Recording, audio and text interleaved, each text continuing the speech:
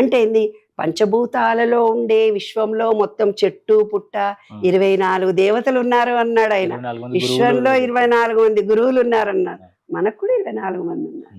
అంటే విశ్వము నేను ఒకటే అనుకున్న వాళ్ళకు ఒకటే రూపంలో దర్శనమిస్తుంది.